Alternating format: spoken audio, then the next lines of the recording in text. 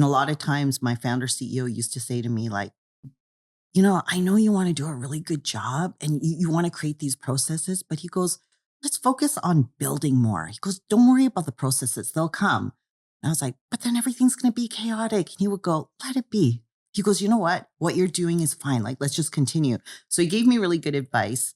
Um, Sometimes he would make me really nervous. He would go like, we've got to conduct a termination. And I said, okay, like, when do we do that? Like, let me prepare. He goes, now. I said, wait, I got to get the paperwork. I got to get my speech all. He said, no, he goes, you're fine. You can do this. He goes, it's all in your head. And so he taught me that you can do big things. You can do things that you're not comfortable with, and you'll learn through the process. Sometimes it was chaotic for sure, but a lot of times I learned through that growth.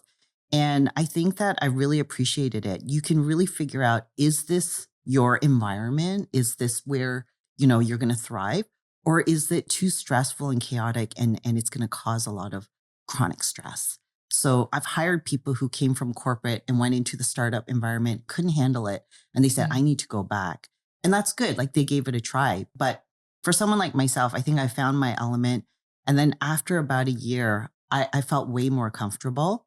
It was my first time in a leadership role. It was my first time reporting to a board. It was the first time being in the hot seat, reporting to a CEO. It was the first time building an entire executive team out of nothing.